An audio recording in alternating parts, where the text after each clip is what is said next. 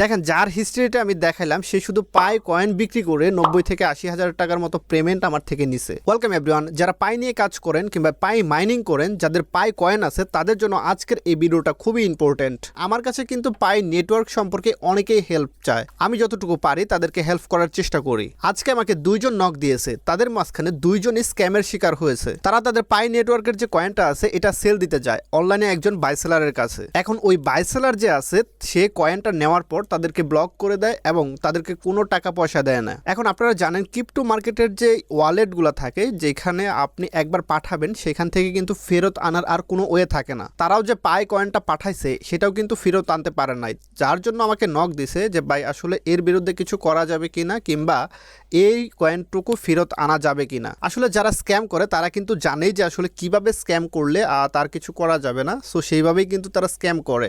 এখন দুইজনের ভিতরে দুইজনেরই কিন্তু একজনের মেবি 195 কয়েন ছিল, আরেকজনের মেবি 110 কয়েনের মতো ছিল। সো দুইজনেই কিন্তু এরকম বড় একটা বাস খেয়ে ফেলেছে। তারপর হচ্ছে আমাকে নক দিয়েছে। আমাকে যারা ফলো করেন অলরেডি আপনারা জানেন যে আমি কিন্তু পাই কয়েন বাই সেল করি। ইভেন আজকেও কিন্তু আমরা প্রায় 2000 কিংবা 2500 মতো হবে পাই কয়েন বাই সেল করছি। আমি যদি এটা একটু আপনাদেরকে দেখাই যে আমাদের এক ভাই মাত্র একজন 1000-এর মতো কয়েন দিছে। সো আমি তার সাথে কীভাবে ডিল করছি কিংবা কীভাবে সে পেমেন্ট নিছে এটা যদি আমি একটু আপনাদেরকে দেখাই তাহলে আপনারা ক্লিয়ার হবেন। এই সম্পূর্ণ ডিলটা হয়েছে তার সাথে আমার হোয়াটসঅ্যাপে। আমি হোয়াটসঅ্যাপে চলে যাচ্ছি। প্রথমেই সে আমাকে হাই দিছে, তারপর হচ্ছে 2 মিনিটের মতো তার সাথে কথা হয়েছে এবং পরবর্তীতে সে 44 সেকেন্ড কথা হয়েছে। পরে আমি ওয়ালেটটা দিছি, সে 100 পাই আমাকে পাঠাইছে। মানে তার কাছে 1000 পাই ছিল আমাকে টেস্ট করার জন্য কিংবা আসলে আমি ট্রাস্টেড কিনা সেটা পরীক্ষা করার জন্য সে 100 পাই আমাকে সেন্ড করে। সো 100 পাই সেন্ড করার পর তারপর হচ্ছে সে নাম্বার দেয়, নাম্বার দেওয়ার পর আমি তাকে পেমেন্টটা করে দিই। এইটা বিকাশের মাধ্যমে পেমেন্ট করি। আর এইখানে দেখেন পরবর্তীতে আসে আবার 100 পাঠায়। সো তারপর এই 100 পেমেন্টও আমি এখানে করে দিই। দেখেন তার পরবর্তীতে সে কিন্তু আবার এই যে 100 পাঠায়, মানে 100 করে 300 পাঠায়, তারপর হচ্ছে 200 পাঠায়, তারপর হচ্ছে এখানে দেখেন 209টা পাঠায়, তারপর হচ্ছে এখানে 200 পাঠায়।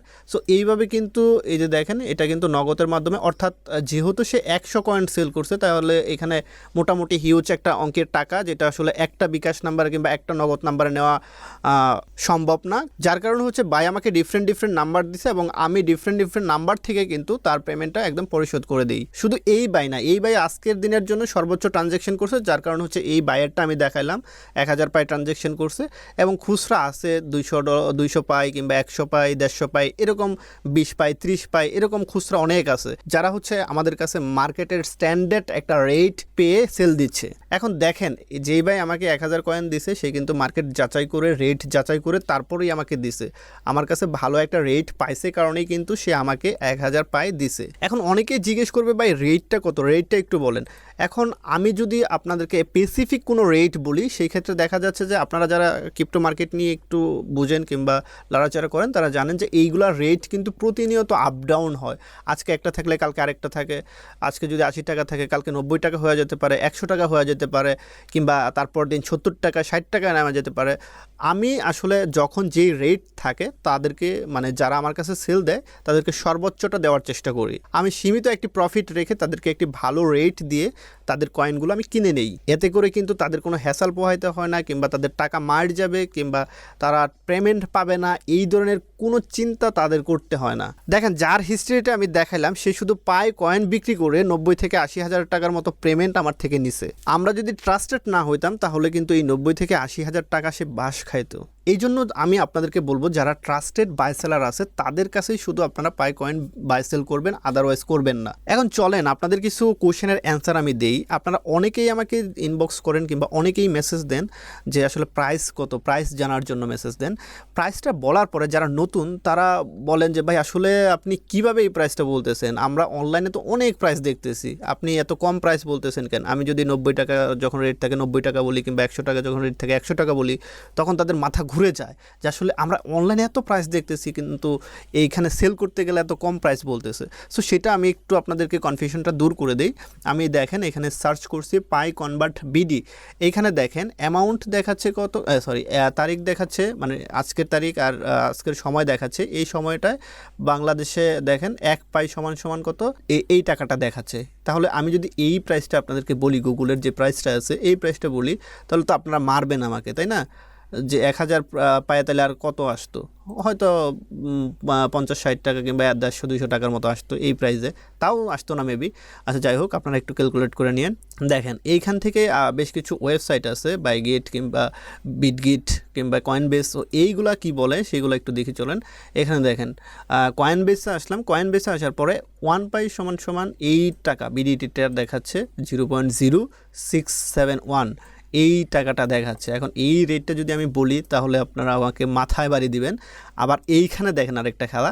সো এটা হচ্ছে ট্রাস্টেড এবং বিগ একটা সাইট, তবুও এইখানে দেখেন 1 পাই সমান সমান কত, এই দেখেন 1 পাই সমান সমান কিন্তু 4917 টাকা। এখন এই যে প্রাইসটা দেখলেন 4917 টাকা, এখন এই প্রাইসটা যদি আমাকে দিতে বলেন আমি তো দিতে পারবো না, কারণ এইটা হচ্ছে একটা সম্ভাব্য প্রাইস, মানে ভ্যালুয়েবল প্রাইস। এটার ভ্যালু এরকম হইতে পারে, এরকম একটা প্রাইস কিন্তু এই কয়েন মার্কেট মানে এই মার্কেটটাতে লিস্টেড করা হয়েছে। সো এইখানে দেখেন ট্রেডমিট সব কিছু দেখাচ্ছে, এইগুলো দেখে আপনারা অনেকেই আমাদেরকে বলেন যে ভাই আসলে আপনারা আসলে কী খায়া দাম বলেন, ঠিক আছে? সো এইখানের যে প্রাইস আছে, এইখানে আমি বিটগেটেও দেখাই একটু আপনাদেরকে, এই বিটগেটেও দেখেন 4730 টাকা প্রাইস। এখন এই প্রাইসগুলো যদি আমাদেরকে দিতে বলেন, বিটগেট তো মোটামুটি ট্রাস্টেড একটা সাইট, আপনাদের পরিচিত সাইট, এটা সবাই জানেন। এখন এই প্রাইসগুলো আমরা আসলে দিতে পারি না কেন? এটা হচ্ছে প্রেডিক্টেবল একটা প্রাইস কিংবা একটা সম্ভাব্য প্রাইস। এইগুলা প্রাইসে কিন্তু আপনি এই বিটগেট বলেন কিংবা যেই সাইটগুলোতে এইরকম প্রাইস দেখাচ্ছে, এইগুলোতে তো একটা তো কিন্তু সেল করা যাবে না, অর্থাৎ এগুলো কিন্তু লিস্টেড না। আপনারা জানেন পাই কিন্তু এখনও লিস্টেড হয় নাই, এটা কিন্তু লোকাল মার্কেটে বেচা কেনা হয়। আপনারা অনেকেই বলতে পারেন লিস্টেড হয় না, তাহলে লোকাল মার্কেটে বেচা কেনা হয় কেন? এই কয়েনটার ভ্যালু অনেক হয়ে যাচ্ছে দিনকে দিন। এটা আসলে বাইরের কান্ট্রি কিংবা বেশ কিছু কান্ট্রিতে কিন্তু এটা মানে মুদ্রার মতো চালু হয়ে গেছে। এই পাই কয়েন দিয়ে অনেক সময় দেখা যাচ্ছে যে আপনার গ্লোসারির আইটেম কেনা যাচ্ছে, কিংবা হচ্ছে আপনার ওই মুদির দোকানের যে আইটেমগুলো আছে এইগুলো কেনা যাচ্ছে এই পাই কয়েন দিয়ে, এটা বাইরের কান্ট্রিতে। সো এই সিস্টেমগুলো চালুর কারণে এই কয়েনটার ভ্যালুয়েশন কিংবা এই কয়েনটার যে প্রেডিক্টেবল প্রাইস এগুলো ডে বাই ডে বাড়তেছে।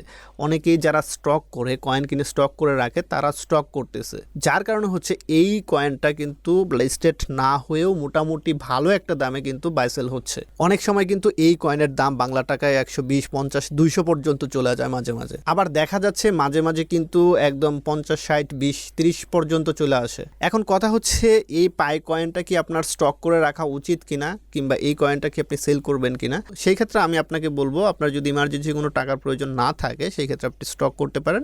এটা ইন ফিউচারে ভালো একটা রেভিনিউ দেওয়ার পসিবিলিটি আছে। আর যদি টাকার প্রয়োজন থাকে আপনার, সেই ক্ষেত্রে আপনি সেল দিতে পারেন, যেটা অনেকেই আমাদের কাছে সেল দিচ্ছে। আশা করি এই ভিডিওটা দেখার পর আপনার পাই কয়েন সেল দেওয়া নেওয়া আর কোনো চিন্তা করতে হবে না, কিংবা ট্রাস্টেড মানুষ কিংবা ট্রাস্টেড সেলার কোথায় পাবেন এটা আর খুঁজতে হবে না।